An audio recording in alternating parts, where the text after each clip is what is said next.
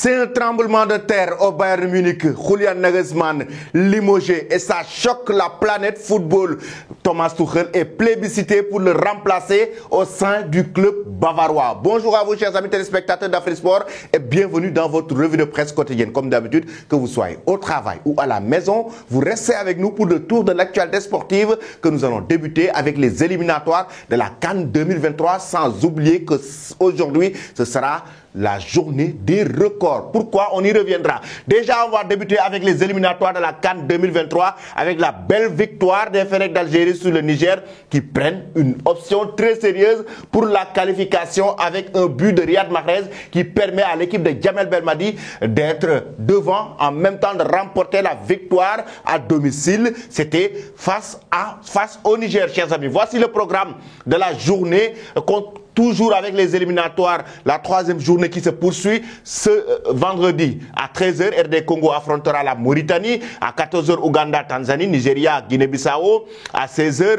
Côte d'Ivoire, Comores, Côte d'Ivoire qui est le pays hôte de cette compétition affrontera les Comores à 16h, tout comme Cap-Vert et Swatini. Il y aura Afrique du Sud, Libéria, Égypte, Malawi, Guinée équatoriale, Botswana, ce sera à 19h, toujours à 19h le Sénégal qui affrontera Mozambique, à 20h Burkina Faso, Togo, à 20h30 Cameroun, Namibie, 20h30 Tunisie, Libye, à 21h30 Guinée, Éthiopie. Voici donc le programme en commentaire. Vous pouvez dès à présent commencer à donner vos pronostics.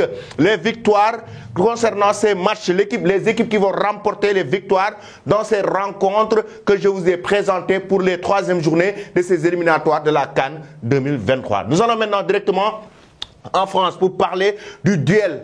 Le choc entre les Pays-Bas et la France, un match comptant pour les éliminatoires de l'Euro 2024. Comme l'a si bien présenté le quotidien L'équipe. Ouvrir la voie avec son homme fort. Kylian Mbappé, le nouveau capitaine de cette équipe nationale de la France. Après l'échec en finale de la Coupe du Monde, les Bleus, amenés par Kylian Mbappé, leur nouveau capitaine, espérant attaquer du bon pied leur campagne de qualification pour l'Euro. Ce sera face aux Pays-Bas. Un match très attendu. L'équipe de Virgil van Dijk face à l'équipe de Kylian Mbappé, ce sera un match très attendu par les amateurs de football. Vous avez déjà les deux 11 probables, comme l'a si bien présenté le quotidien L'équipe. Nous allons débuter avec la France dans un système de 4-3-3. Les deux systèmes sont similaires. Un système de 4-3-3 qui sera mis en avant par Didier Deschamps avec Maignan, le gardien de but du Milan AC qui sera dans les buts sur le front de la défense. On aura Upamecano très en forme avec le Bayern Munich et Ibrahima Konaté. Sur le côté droit, on aura Jules Koundé à gauche, Théo Hernandez. Au niveau du milieu de terrain, ce sera Tchouaméni devant la défense, aussi Antoine Griezmann et Rabiot. J'aimerais faire un petit arrêt pour parler un peu d'Antoine Griezmann qui était le détenteur, le détonateur du jeu de cette équipe nationale de la France lors de la dernière Coupe du Monde Qatar 2022. C'était lui qui donnait le tempo à cette équipe nationale de la France lors de la dernière Coupe du Monde. Il a enregistré une très belle campagne au niveau du milieu de terrain maintenant avec Rabiot et Tchouaméni. En attaque, il y aura Kolo Muani qui a été choisi, qui aurait été choisi à la place d'Olivier Giroud sur le côté droit. Koeman et sur le côté gauche, le capitaine Kylian Mbappé qui va diriger cette équipe nationale de la France qui va commencer maintenant à prendre ses responsabilités en tant que capitaine dans cette équipe nationale de la France. De l'autre côté, du côté des Pays-Bas, on a aussi le même système 4-3-3 mis en place par Koeman avec Silesen qui sera dans les buts. Sur le front de la défense, Virgil van Dijk, Timber. Ce sera avec Ake sur le côté gauche. Sur le côté droit, ce sera avec Gertruida. Au niveau du milieu de terrain, on aura Wijnaldum. Wijnaldum qui avait raté la dernière Coupe du Monde de Qatar 2022, Deron et Wefer qui sera aussi au niveau du milieu de terrain. Sur le côté droit, en attaque, il y aura Bergis. Sur le front de l'attaque, il y aura Weghorst. Et sur le côté gauche, il y aura Memphis Depay.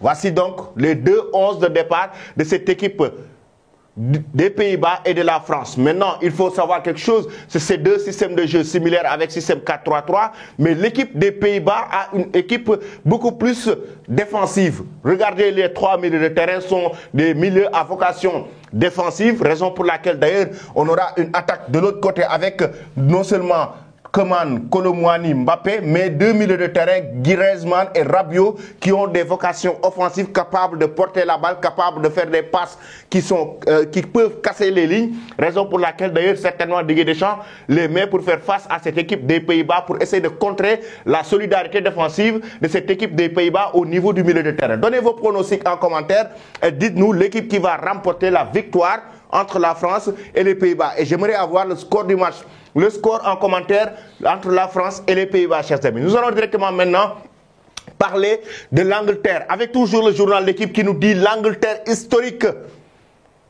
L'Angleterre historique. L'Angleterre qui a battu l'Italie sur un score de 2-1. Hier, on en a parlé. Je vous avais dit que l'Angleterre est favori par rapport à cette rencontre, par rapport à la génération dorée de Southgate, des joueurs capables de faire la différence à tout moment, des joueurs très talentueux, des joueurs actuellement en forme. Et j'avais dit que heureusement pour l'Italie, parce que Marcus Rashford n'a pas disputé cette rencontre, il a déclaré forfait. Les Three Lions ont gagné en Italie pour la première fois depuis 61, grâce à notamment au penalty d'Harry Kane, qui est devenu pour l'occasion le meilleur buteur de l'histoire de la sélection. Et c'est notamment pourquoi la presse anglaise qui s'enflamme et félicite son joueur, Harry Kane. Une fierté d'Angleterre, une fierté pour l'Angleterre, Pride of England, une fierté pour l'Angleterre, Harry Kane. De l'autre côté, avec Mirrorsport qui nous dit King Kane, il est devenu le roi de l'Angleterre, le roi du football anglais, Harry Kane, parce qu'il a marqué son 54e but et qui fait de lui le meilleur buteur de l'histoire de l'équipe nationale d'Angleterre. Le meilleur buteur de l'histoire des Three Lions, l'Angleterre qui bat l'Italie 2-1 et Harry Kane qui marque ce but et qui devance la légende Wayne Rooney. Regardez bien, Kane makes history by becoming record goal scorer on Glory Night in Naples. Qu'est-ce que ça veut dire? Harry Kane qui entre dans l'histoire du football anglais en marquant un but glorieux, en marquant un but qui fait de lui le meilleur buteur de l'histoire de l'Angleterre dans une soirée glorieuse à Naples, parce que le match a été joué à Naples au stade Diego Armando Maradona. Donc la presse anglaise qui félicite complètement Harry Kane avec ce nouveau record qu'il a battu en marquant son 54e but pour devenir le meilleur buteur de l'histoire de la sélection. Harry Kane, chers amis, qui est actuellement très en forme avec cette équipe de Tottenham, maintenant qui vient continuer à progresser du côté des Three Lions d'Angleterre. Et je rappelle que c'était depuis 1977, l'Angleterre n'avait pas battu cette équipe d'Italie. C'était lors des éliminatoires de la Coupe du Monde 1978. Et ça, c'est un nouveau record aussi qui ont été battus par cette équipe de Southgate. Du côté, le malheur des uns, le bonheur des uns fait le malheur des autres. Parce qu'en Italie, la Gazzetta dello Sport et Corriere dello Sport qui revient sur cette défaite de la Squadra Azzurra face à cette équipe d'Angleterre. Oui, la Squadra Azzurra qui a bien débuté le match. La Squadra Azzurra qui a commencé à avoir des occasions dès les 5 premières minutes de cette rencontre, commençait à créer beaucoup de pression au sein de la défense anglaise. Mais malheureusement, ils n'ont pas été efficaces devant les buts. Ils n'ont pas trouvé le but qui va permettre à cette équipe d'Angleterre de prendre très tôt. Mais l'Angleterre a su être serein, calme, solide défensivement et efficace. Raison pour laquelle ils ont marqué très tôt ce but avec Declan Rice, mais en même temps aussi, l'Angleterre a su jouer par rapport à sa capacité, à sa force, l'intensité de la rencontre. Certes, hier, j'avais évoqué que l'équipe de Mancini est une équipe très jeune, en reconversion, surtout par rapport à des jeunes qui sont capables de venir maintenant apporter du sang neuf au sein de la Squadra Azzurra, raison pour laquelle la presse italienne fait une fixation sur cet homme. Il s'agit de Retegui, lui qui a marqué le but et qui a réussi son baptême de feu avec cette équipe nationale italienne, raison pour laquelle d'ailleurs la presse italienne qui fait une fixation sur lui qui a réduit le score dans cette rencontre et qui marque en deuxième période, parce que quoi qu'on puisse dire aussi, en deuxième période, on a vu une autre équipe italienne, chers amis. Nous allons directement au Portugal. La presse portugaise qui s'enflamme après le doublé de Cristiano Ronaldo. Cristiano Ronaldo qui bat un nouveau record, comme l'a si bien indiqué Abola et record. Cristiano Ronaldo actuellement XXL avec la sélection portugaise. Qu'est-ce qui s'est passé? Un doublé, 4-0. 4-0 face à cette équipe de Liechtenstein. On savait que le Portugal était favori, mais ce n'est pas tout. Le mental, l'état d'esprit de Cristiano Ronaldo qui l'a amené dans cette rencontre est juste incroyable. Le joueur de football, ce n'est pas seulement l'aspect sportif, mais il y a l'aspect moral, il y a la confiance. Cristiano Ronaldo est très confiant sous l'ère Martinez et il l'a évoqué hier, on l'a évoqué hier ensemble ici dans la revue de presse que Cristiano Ronaldo est très confiant, il est à l'aise dans la sélection et il a lancé une pique hier à Fernando Santos, il l'a prouvé dans le terrain. Regardez bien pourquoi il a enregistré ce doublé, mais en même temps, chers amis, un magnifique coup franc de la star portugaise qui bat un record, je vais y revenir tout à l'heure. Mais la confiance de Cristiano Ronaldo avec cette équipe nationale du Portugal. Regardez bien l'état d'esprit de Cristiano Ronaldo, qui n'était pas les anciens entraîneurs, mais Martinez qui l'a beaucoup plus responsabilisé, qui l'a beaucoup plus donné de confiance. Le joueur de football, ce n'est pas seulement l'aspect sportif, mais il y a aussi l'aspect moral. Le joueur qui lui donne beaucoup de confiance, le joueur surtout qu'il est un cadre de cette équipe nationale, surtout qu'il a marqué l'histoire de cette équipe nationale, il faut lui donner beaucoup de confiance. Raison pour laquelle d'ailleurs il a été décisif, le capitaine de cette équipe nationale du Portugal. Hier, il avait évoqué que les entraînements avec Martinez sont différents avec les entraînements avec Fernando Santos. Et en même temps, il a évoqué qu'il se sent très heureux et enthousiaste avec cette équipe de Martinez. Raison pour laquelle il a été très en forme dans cette rencontre et devient le joueur le plus capé en équipe nationale. 120 buts avec le Portugal, 197 sélections.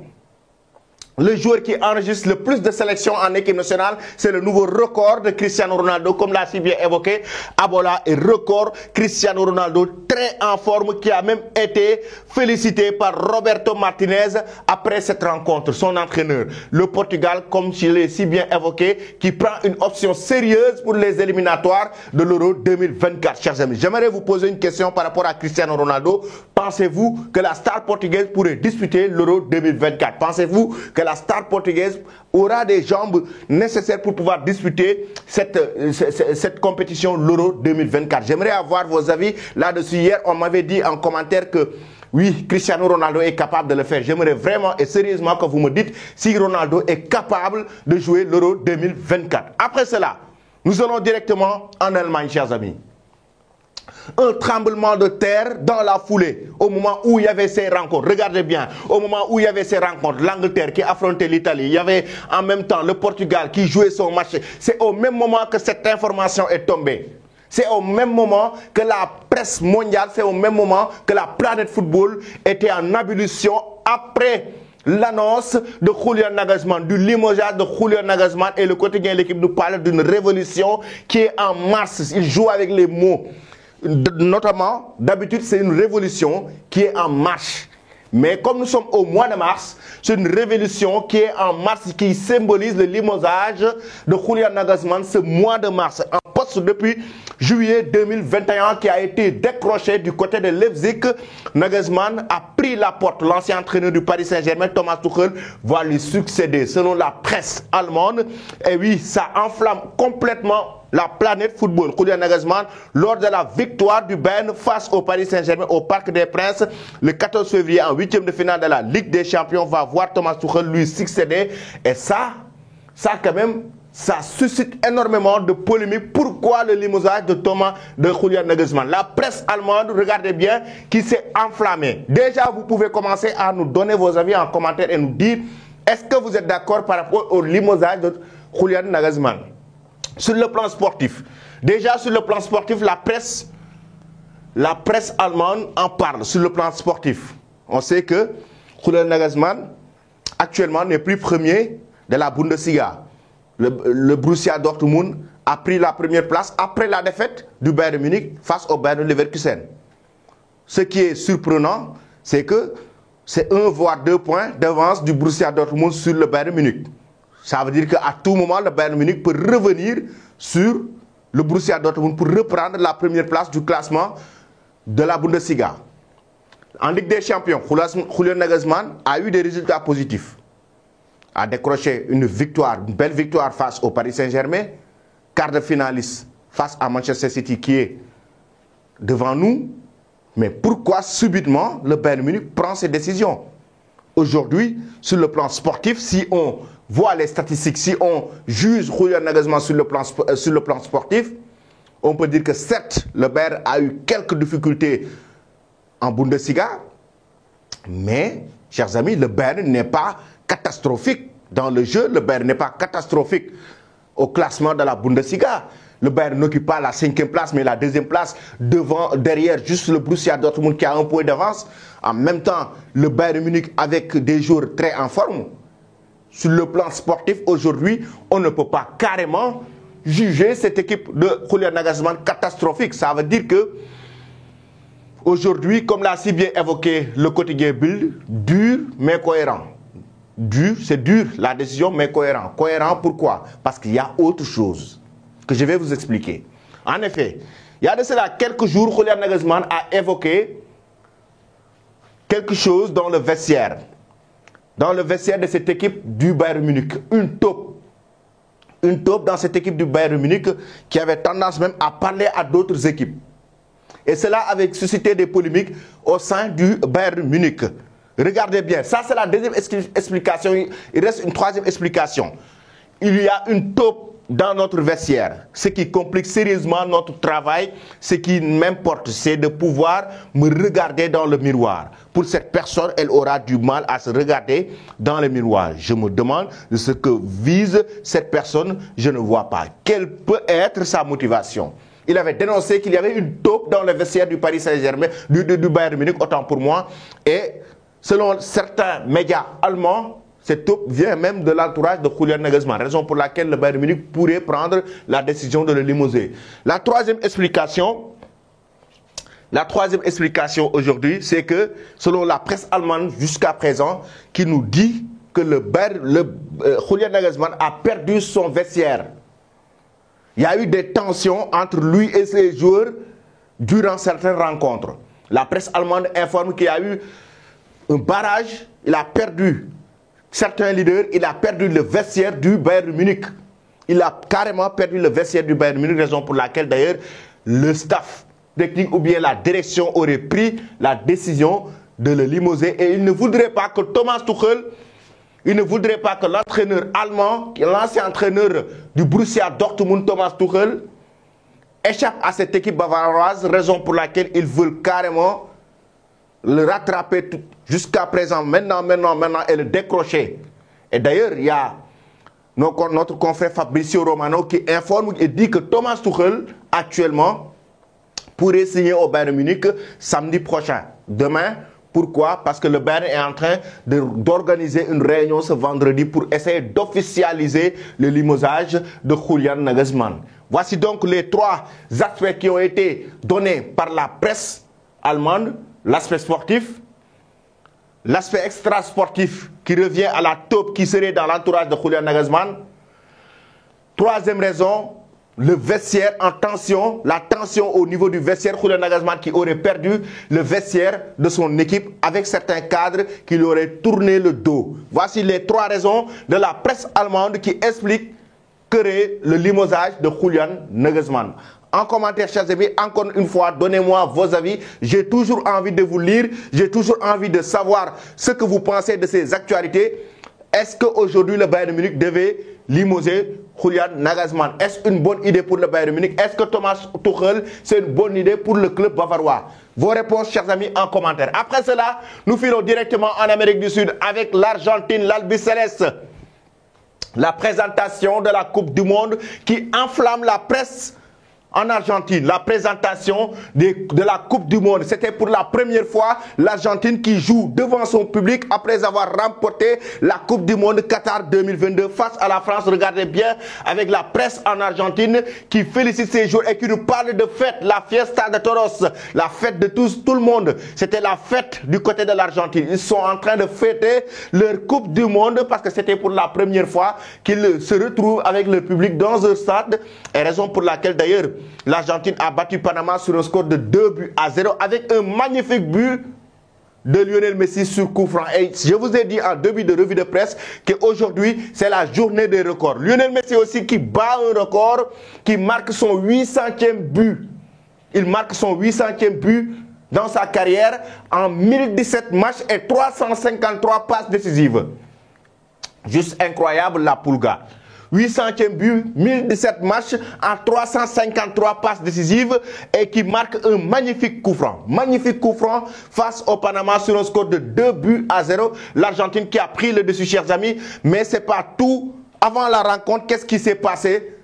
C'était des moments d'émotion, des moments de retrouvailles, des moments de larmes, des moments vraiment très émotionnels, raison pour laquelle on a vu au moment où les supporters qui chantaient l'hymne national de l'Argentine qui retentissait dans le stade, on avait vu Emiliano Martinez en larmes, tout comme Lionel Messi très ému, très en larmes, très ému chez ces deux hommes. On les a vus, les deux héros d'ailleurs de la dernière Coupe du Monde Qatar 2022. Ils ne pouvaient pas retenir leurs larmes à cause de leur public. Comment le public des Argentins était en train de fêter la belle victoire, était en train de célébrer la Coupe du Monde qu'ils ont remportée de la plus belle des manières face à l'équipe de France. C'est juste magnifique, ces larmes de Messi et Emiliano Martinez. Je vais vous quitter avec cette image, chers amis. Martinez sacré, qu'il a encore une fois célébré avec le trophée de la Coupe du Monde, comme il l'avait fait en remportant le titre de meilleur gardien de la dernière Coupe du Monde Qatar 2022 avec ses coéquipiers. Il refait la même célébration certainement qui va créer encore une fois, encore et encore, beaucoup de polémiques. Merci beaucoup, chers amis. Restez connectés sur Afrique Sport pour ne rien rater de l'actualité et très bonne journée.